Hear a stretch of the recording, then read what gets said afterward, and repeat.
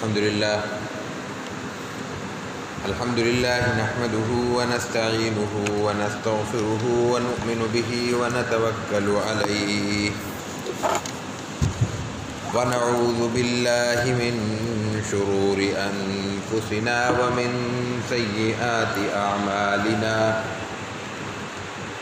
من يهده الله فلا مضل له ومن يضلله فلا هادي له ونشهد أن لا إله إلا الله وحده لا شريك له ونشهد أن سيدنا وسندنا وحبيبنا ومولانا محمدا عبده ورسوله صلى الله تعالى على خير خلقه وبارك وسلم تسليما كثيرا كثيرا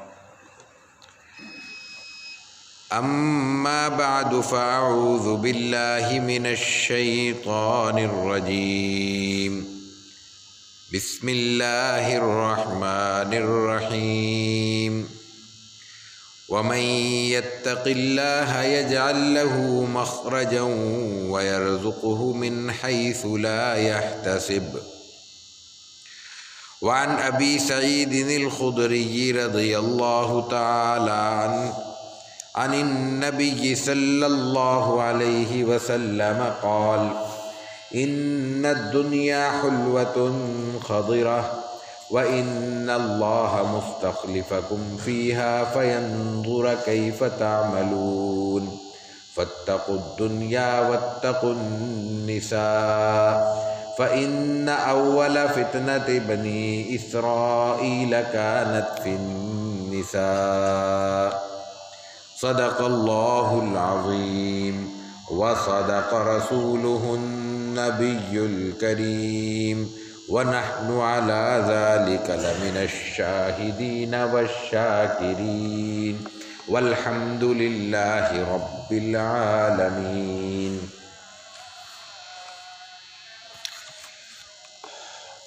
حسب روایت آج کی نشست کے لیے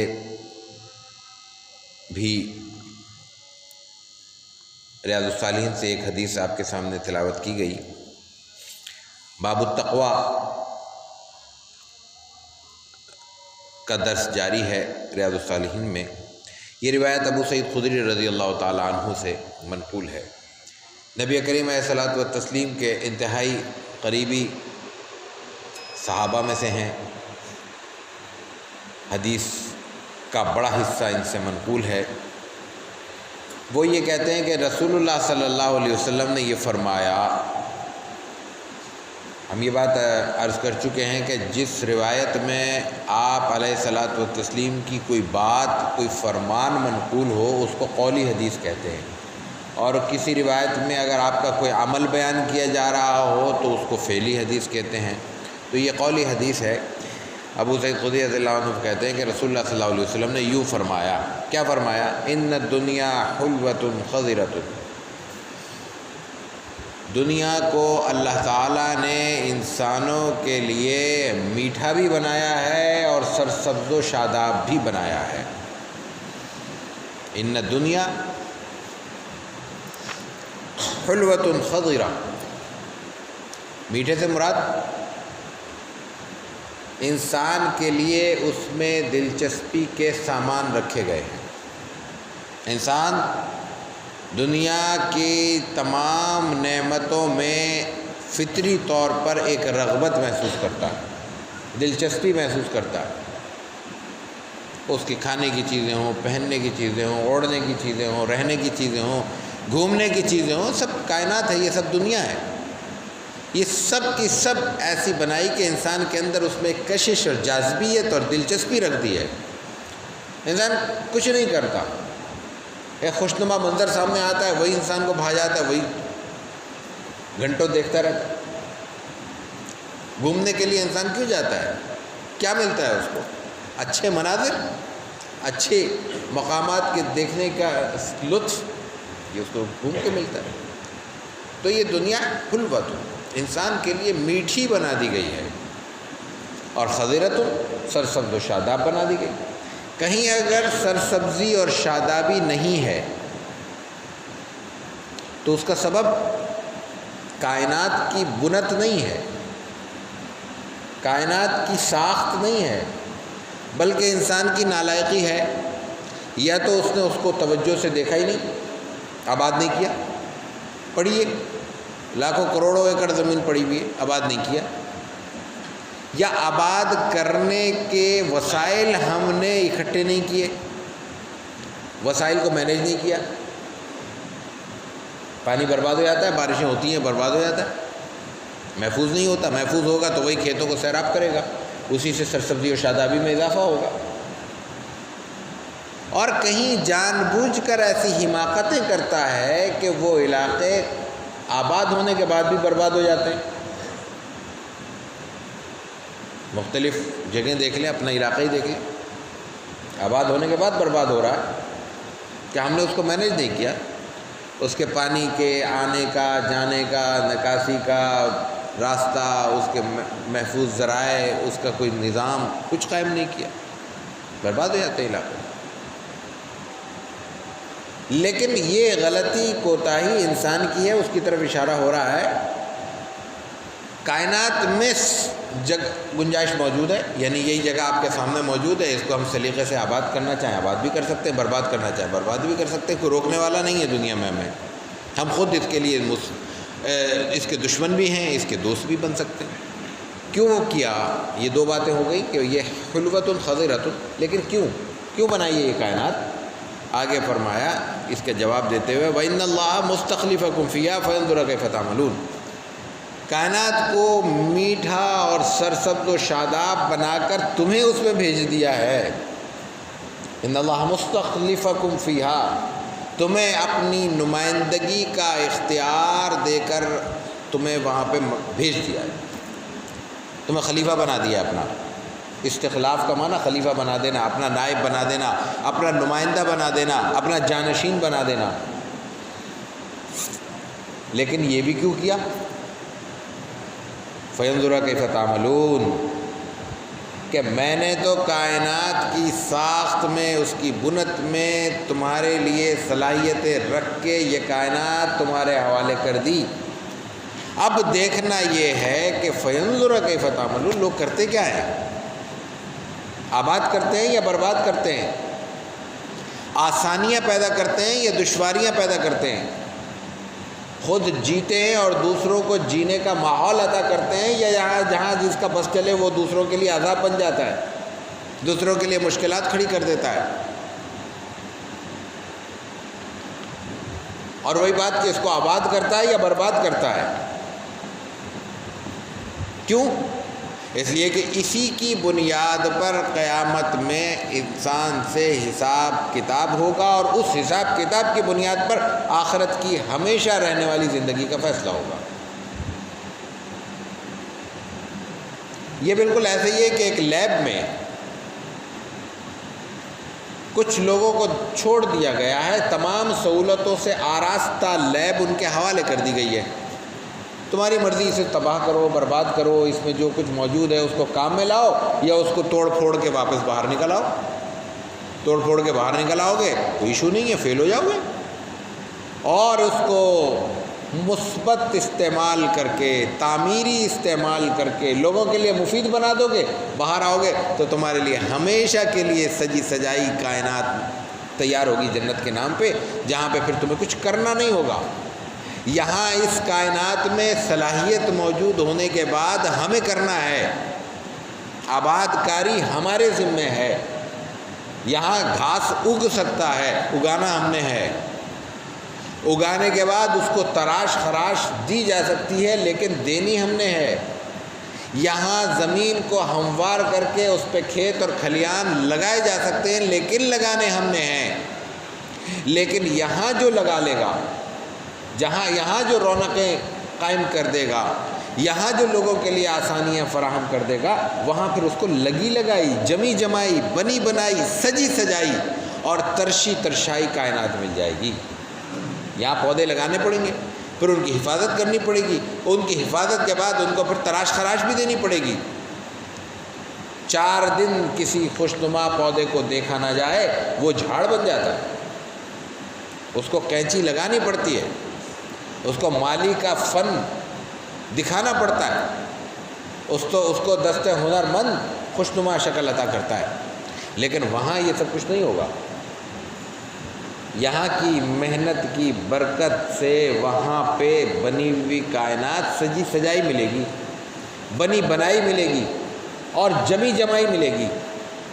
وہاں ہمیں اس حوالے سے تگ و دو کی ضرورت نہیں ہوگی۔ تو وَإِنَّ اللَّهَ مُسْتَخْلِفَكُمْ فِيهَا،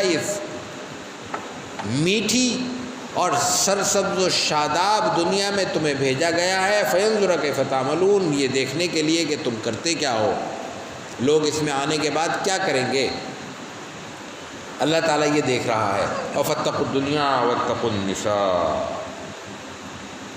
اس لیے اس کائنات میں آنے کے بعد آزمائش کا جو مرحلہ ہے وہ یہ ہے کہ دنیا سے ڈرتے رہو، دنیا سے اپنے دامن کو بچاتے رہو۔ بڑا مشکل جملہ ہے۔ دنیا تو سجی سجائی ہمیں دے دی گئی، اس سے بچنے کا کیا سوال ہے؟ ایک چیز دی بھی جا رہی ہے اور دینے کے ساتھ اس کو کہا جا رہا ہے کہ یہ حلوۃ خضرۃ، میٹھی بھی ہے اور سرسبز و شاداب بھی ہے، اور پھر آگے جا رہا ہے اتقوا الدنیا، اس سے بچو۔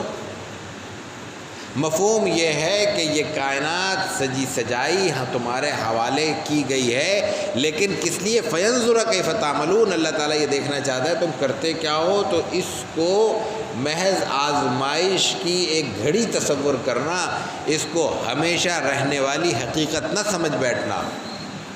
لیب سجا سجایا بنا بنائی تمہیں دے دی گئی ہے، لیکن کتنی دیر کے لیے؟ آدھے گھنٹے کا ٹیسٹ ہے، ایک دروازے سے داخل ہو دوسرے دروازے سے واپس نکل جاؤ، اپنا کام کر کے، اپنی پریکٹس کر کے، اپنا پریکٹیکل کر کے۔ یہ رہنے کی جگہ نہیں ہے، یہاں تمہیں دن نہیں گزارنا، یہاں زندگی نہیں بتانی، یہاں پہ محض آدھ گھنٹے کا ایک دیا ہوا سوال نامہ حل کرنا ہے اور باہر نکل آنا ہے۔ یہ ہے اتقوا الدنیا، کہ کائنات ایک لیب کی طرح موجود تو ہے، سجی ہوئی بھی ہے، ضرورت کے ساری سہولتیں بھی وہاں دے دی گئی ہیں، لیکن وہ ہے محض پریکٹیکل کے لیے، گھر بنانے کے لیے، قبضہ کرنے کے لیے، زندگی پوری گزارنے کے لیے نہیں ہے۔ اور اس کے ساتھ دوسری چیز کہ دنیا کہتے کس کو ہے؟ اور اس میں کہتے ہیں دنیا سے بچنا چاہیے، اور دنیا کے پیچھے صبح شام بھاگتے ہیں۔ تو کس کو دنیا کہتے ہیں؟ کیا چیز دنیا ہے اور کیا چیز دنیا نہیں ہے؟ قرآن حکیم نے دولت کو یا پیسے کو خیر کا لفظ دیا ہے، بھلائی، اچھائی، خوبی، نعمت، سب معنی کیے جا سکتے ہیں۔ تو جو چیز نعمت ہے، خوبی ہے، اچھائی ہے، بھلائی ہے، خیر ہے، وہ دنیا کیسے ہو سکتی ہے اس معنی میں جس سے بچنے کا حکم دیا جا رہا ہو؟ خیر سے تو بچنے کا حکم نہیں دیا جا سکتا، خیر سے تو اپنے آپ کو روکنے کی کسی کو کوئی تلقین نہیں کرے گا۔ مفہوم یہ ہے کہ یہ دنیا اور اس کے ساری دولت، اس کے سارا مال و متاع، اس کے سارے سامان زینت، یہ استعمال کی چیزیں ہیں، اسی لیے ان کو بھلائی کہا گیا، خیر کہا گیا کہ یہ انسان کی ضرورتوں کی تکمیل کرتی ہیں۔ انسان اشرف المخلوقات ہے، کائنات کی بہت بڑی نعمت ہے، جس کے لیے کرمنا بنی آدم کہا گیا، ہمیں اس کو عزت دی ہے، احترام دیا ہے، انتہائی احترام دیا ہے۔ تو اس کو جو چیزیں ضرورتوں کے طور پر اس کے ساتھ ہیں، اس کی تکمیل کرنے والی چیزیں ہیں، اس کی ضرورتوں کو پورا کرنے والی چیزیں، وہ بھی تو بھلائی ہوں گی نا،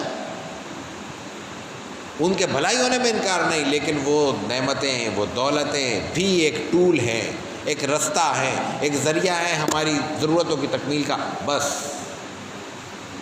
ضرورتوں کی تکمیل کے بعد اس کا اور ہمارا کوئی رشتہ نہیں۔ اسی طرح جیسے ہم ایک لیب میں داخل ہونے کے بعد اپنا پیپر مکمل کر کے باہر نکلتے ہیں اپنا ٹیسٹ کر کے، تو اس کے بعد ہمارا اس سے کوئی رشتہ نہیں ہوتا گیا، دوبارہ پلٹ کے انسان وہاں نہیں آئے گا، وہ کام ختم ہو گیا، آگے بڑھ گیا۔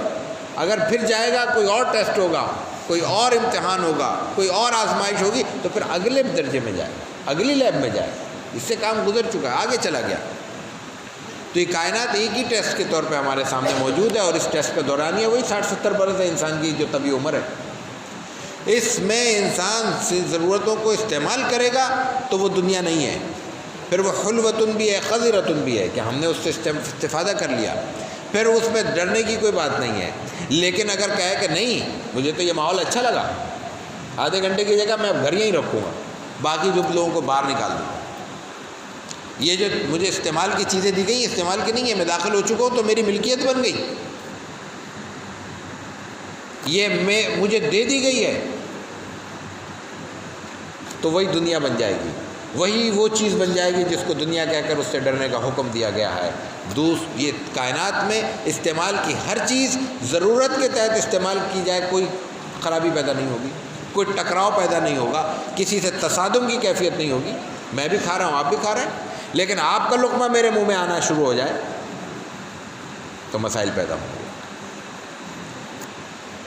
اور اگر اس کو آسان کر کے مزید سمجھنا ہو تو اگر کوئی چیز دنیا جس کو ہم سمجھ رہے ہیں، پیسہ ہے، دولت ہے، شہرت ہے، عزت ہے، منصب ہے، جاہ ہے، اگر وہ ہماری جیبوں تک آ رہا ہے، ہمارے تجوریوں تک آ رہا ہے، ہمارے گھر میں موجود ہے، کوئی حرج نہیں ہے۔ اگر آ رہا ہے جائز طریقے سے آ رہا ہے، از خود آ رہا ہے، اس میں ہماری محنت بھی شامل ہے، قباحت نہیں ہے، لیکن اگر وہ ہمارے دل کا بنیادی حصہ لے لے، ہمارے وجود کے بنیادی حصے پہ قابض ہو جائے، وہ دل جس کو اللہ تعالیٰ کی محبت کے لیے اللہ تعالیٰ نے تخلیق کیا تھا، اس میں اگر دنیا کے بیٹھ جائے اور انسان کو پھر تمام بنیادی مقاصد سے دور کر دے، انسان کو دنیا میں آنے کی جتنی ضرورتیں اور جتنے مقاصد لگائے گئے ہیں ان سب سے انسان بری ذمہ ہو کر اپنے آپ کو اس کے لیے اپنے آپ کو وقف کر دے محض کھانے اور کمانے کے لیے، تو پھر وہ دنیا ہے، اور وہ دنیا ہے جس کے لیے فرمایا کہ اتقوا الدنیا، اور دوسرا جملہ کہا واتقوا النساء، عورتوں سے ڈرو، اور آگے فرمایا کہ فإن أول فتنة بنی اسرائیل كانت في النساء، بنی اسرائیل یہود، قرآن کریم میں یہود کے مسائل اور مصائب اور مشکلات اور ان کی آزمائشیں بہت تفصیل سے بیان ہوئی ہیں، ان کو دقتوں کا بھی سامنا کرنا پڑا، ان کو مشکلات کا سامنا بھی کرنا پڑا، لیکن ان کی اپنی چال بازی بھی کم نہیں تھی، قرآن نے دونوں چیزیں بیان کی ہیں۔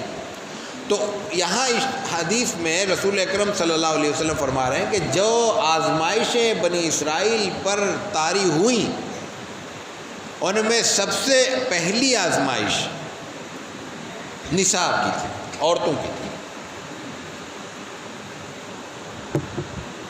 عورتوں کی آزمائش کیا ہے؟ عورتوں کی آزمائش دو طرح سے، یہ ان کی تحقیر کا جملہ نہیں ہے۔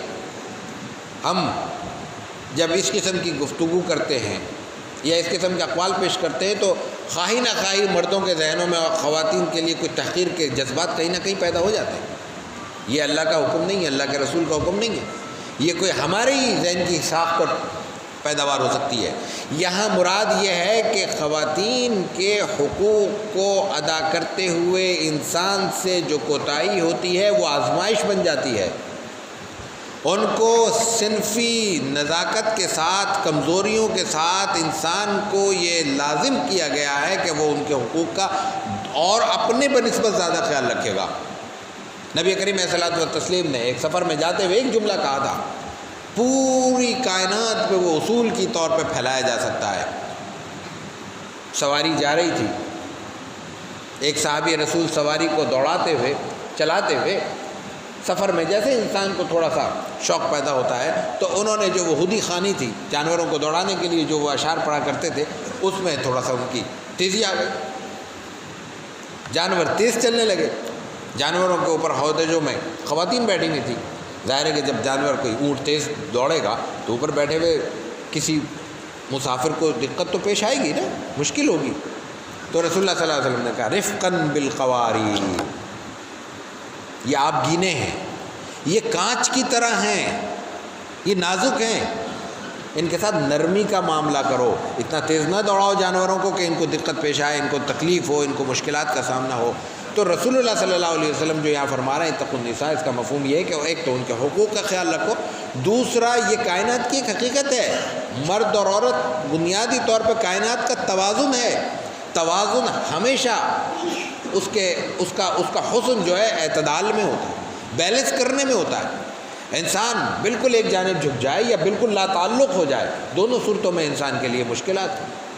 دونوں صورتوں میں مفہوم یہ ہوگا کہ انسان نے اپنی زندگی کو تلخ کر لیا ہے یا اپنی زندگی میں کمی کر لی ہے، اپنی زندگی کو بیلنس نہیں رہنے دیا۔ تو اتقوا النساء کا مفہوم یہ ہے کہ ایک طرف تو ان کے حقوق کا بھی خیال رکھا جائے اور ان کے ساتھ اپنی وابستگی کو بھی بیلنس رکھا جائے، اس کو ایک ضرورت اور کائنات کی اس فطری ساخت کا ایک لازمی حصہ قرار دیا جائے۔ اس پوری کائنات میں نے عرض کیا کہ اللہ تعالیٰ نے مرد و عورت کو بیلنس کرنے کے لیے پیدا کیا۔ یہ رسول اللہ صلی اللہ علیہ وسلم کا اس حدیث میں پیغام ہے۔ اللہ تعالیٰ ہمیں عمل کی توفیق عطا فرمائے۔ وآخر دعوانا ان الحمد للہ رب العالمین۔